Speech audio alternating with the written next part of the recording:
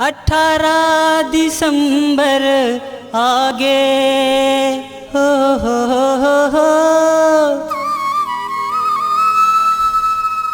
18 दिसंबर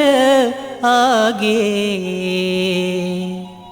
जयंती मनाबो घासी दास के जयंती मनाबो घासी दास के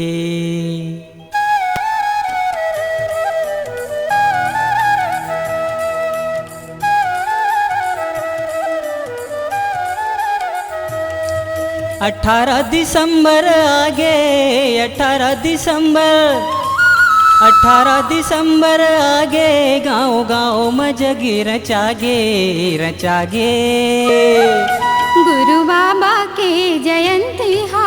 मोला बड़ा नीक लागे गुरु बाबा के जयंती हा मोला बड़ा नीक लागे 18 दिसंबर आगे गाँव गाँव में जगी रचागे गुरु बाबा के जयंती हा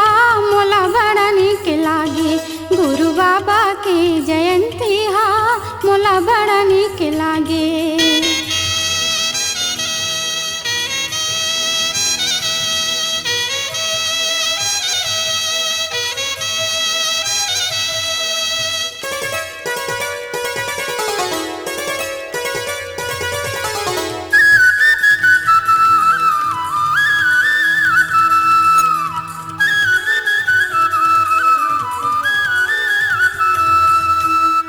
नरियर धर सब गाँव गाँव जाबो पंथी टोली मल्ला न्योता देके आबो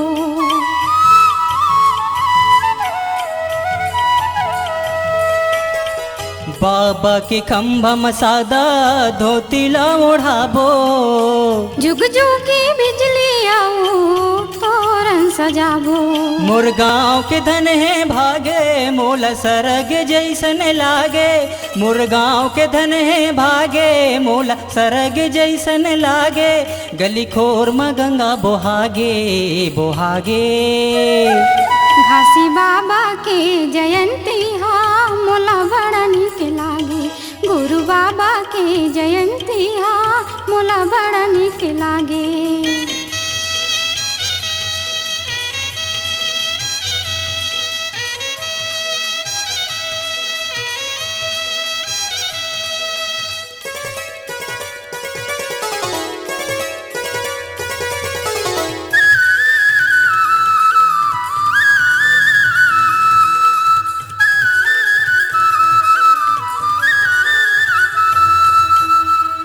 बड़े बड़े संत ज्ञानी दूर दूर ले आही मंगल भजन का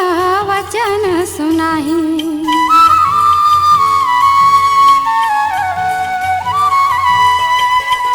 लगे है बाजार सत ज्ञान बेचाही नहीं लागे पैसा कौड़ी सुनी लेगा भाई अमर पंथी टोली नाचे सुगर गीत बाजा बाजे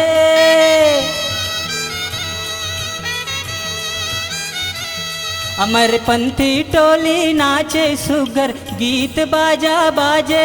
देख के मन गदगदागे मंगुलाला के जयंती हा मोला बड़ा नीक लागे गुरु बाबा के जयंती हा मोला बड़ा नीक लागे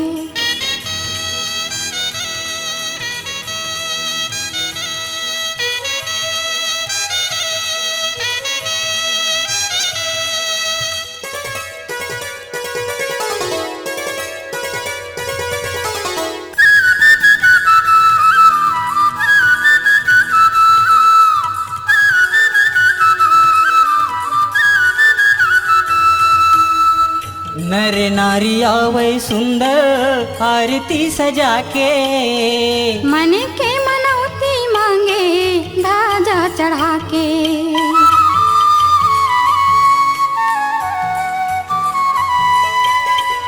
चौक पुरावे औ कलश जलावे मने इच्छा का भैया चढ़ौती चढ़ावे सब सुनता ला मढ़ा के भेदभाव ला भुला के सब सुनता ला मढ़ा के भेदभाव ला भुला के चारों धाम के सुख पागे पागे घासी बाबा के जयंती हा मोला बड़ा निक लागे गुरु बाबा के जयंती हा मोला बड़ा निक लागे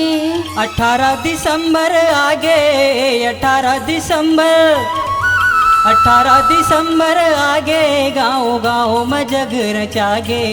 रचागे गुरु बाबा के जयंती हा मोला बड़ा निक लागे गुरु बाबा के जयंती हा मोला बड़ा निक लागे लागे रे गुरु बाबा के जयंती हा लागे रे मोला बड़ा निक लागे रे गुरु लागे बाबा के जयंती हा रे मोला बड़ा निक लागे घासी बाबा के जयंती हा मोला बड़ा निक लागे घासी बाबा के जयंती हा मोला बड़ा निक लागे घासी बाबा के जयंती हा मोला बड़ा निक लागे गुरु बाबा के जयंती हा मोला बड़ा निक लागे।